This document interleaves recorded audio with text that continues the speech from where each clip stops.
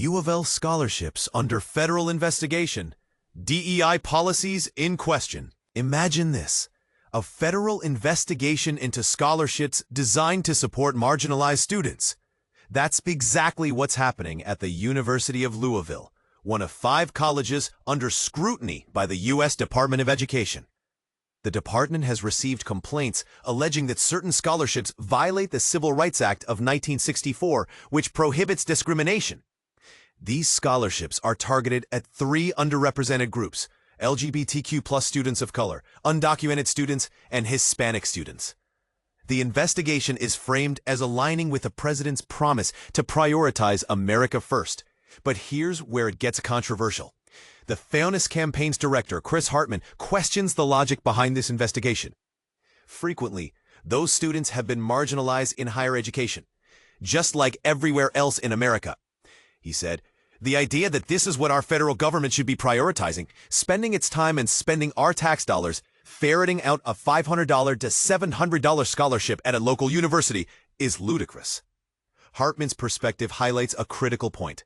Should federal resources be used to scrutinize small-scale scholarships aimed at supporting marginalized students, or should they be focused on broader issues of educational equity? UofL alum Farron Kia sees this as another attack on diversity, equity, and inclusion, DEI. "We're taking these opportunities away from K-12 students, but then also from students in higher education," she said. "I recognize that federal funding is very important." Kia expresses disappointment that her alma mater has conformed to federal pressures and state laws like House Bill 4, leading to the restructuring or discontinuation of DEI policies. "We're allowing people to, let's just call it what it is, bully us into changing what we've said is going to be our narrative that we're going to stick to," Kia said. "The people who you were supposed to be serving are the ones who are being immediately affected by that. And it saddens me to know that we're not willing to be the fighters that we say that we are. But I'm a rebel at heart. What that looks like for me is making sure that my fighters have a place to land safely, softly, and we can convene and commune together and be energized by one another." To comply with state and national standards to disband DEI, UofL has made some changes while keeping some cultural observances intact. The university has renamed the DEI office, removed employee groups like of the UofL Women's Network, and canceled the annual Lavender graduation, celebrating the achievements of LGBTQ+ students. However, on campus, you'll still see the Cultural and Equity Center, and leaders still plan to honor Black History Month. "This is why our public institutions exist, to create a level playing field for everyone," said Hartman. "I expect them to stand by this scholarship and to defend the right of every university across America to support students who need it." 4 other universities are also under investigation. A UofL spokesperson stated that the school is reviewing the claims. And this is the part most people miss. The debate over these scholarships raises a fundamental question. Should universities be allowed to create targeted scholarships for underrepresented groups, or does this constitute discrimination? What do you think? Should federal resources be used to investigate small-scale scholarships, or should they be focused on broader issues of educational equity? Let's discuss in the comments. Federal investigations into college aid for immigrants and minorities. Federal scrutiny intensifies on college aid for immigrants and minorities. The battle over who deserves a fair shot at higher education is heating up. The U.S. Department of Education has launched civil rights investigations into 5 universities, alleging that their scholarship programs unfairly favor undocumented students and racial minorities. This move escalates the Trump administration's ongoing campaign against diversity and inclusion in higher education. The investigation stems from complaints filed by the conservative Equal Protection Project, which accuses these institutions of discrimination by prioritizing foreign-born students. The universities under scrutiny include the University of Louisville, the University of Nebraska-Omaha, the University of Miami, the University of Michigan, and Western Michigan University.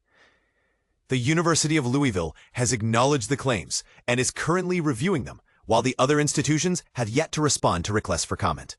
Most of the scholarships in question provide financial assistance to undocumented students or those protected under the Deferred Action for Childhood Arrivals, DACA program.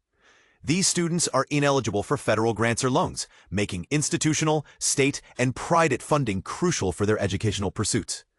But here's where it gets controversial. Acting Assistant Secretary for Civil Rights, Craig Traynor, stated, "Neither the Trump administration's America First policies nor the Civil Rights Act of 1964's prohibition on national origin discrimination permit universities to deny our fellow citizens the opportunity to compete for scholarships because they were born in the United States." However, Miriam Feldblum, President and CEO of the President's Alliance on Higher Education and Immigration, argues that scholarships based on immigration status are not discriminatory. The Civil Rights Act prohibits discrimination based on national origin by recipients of federal funds, but it does not prohibit scholarships based on immigration status, she explained. These scholarships exist to fill critical gaps in access to higher education. Undocumented students contribute significantly to our workforce, economy, and public life. Investing in their education is an investment in our future. This round of investigations follows similar probes initiated 4 months ago into 6 universities accused of awarding scholarships exclusively to racial minorities. The Office for Civil Rights, OCR, is now also examining scholarships that show preference to minorities at the University of Louisville, the University of Nebraska-Omaha, and Western Michigan University. Conservative activists and Republican state leaders had been pressuring colleges to eliminate scholarships designated for underrepresented groups. They argue that the principles behind the Supreme Court's ban on considering race in college admissions should apply equally to financial aid. The Equal Protection Project, led by Cornell University clinical law professor William Jacobson, has spearheaded this movement by filing numerous complaints with the OCR. The group has broadened its focus to include institutional aid for foreign-born students. Protecting equal access to education includes protecting the rights of American-born students, Jacobson said. We are pleased that the Department of Education's Office for Civil Rights is taking action on our complaints. Undocumented students face increasing pressure as state and federal leaders dismantle policies supporting their community. Texas and Florida have already ended in-state tuition for non-citizens who grew up in those states, and the Justice Department is suing Kentucky and Minnesota to compel them to follow suit. Additionally, the Education Department recently revoked access to career, technical, and adult education programs for undocumented students, reversing a policy that has been in place since the Clinton era. What do you think about the Department of Education's actions? Should universities be allowed to offer scholarships specifically for undocumented students and racial minorities? Or do these programs unfairly disadvantage American-born students? Share your thoughts in the comments. Michigan universities under DACA scholarship for DACA scholarship discrimination. Imagine standing at the gates of opportunity, only to be told you don't qualify because of where you came from. That's exactly the situation Western Michigan University and the University of Michigan now face as the U.S. Department of Education opens a civil rights investigation into their scholarship programs linked to DACA, the Deferred Action for Childhood Arrivals Initiative. But here's where it gets controversial. Is setting aside dollars exclusively for Dreamers a form of discrimination under Title VI of the Civil Rights Act? And this is the part most people miss. The probe isn't limited to DACA grants. It will also look at whether other awards inadvertently exclude students based on race or color.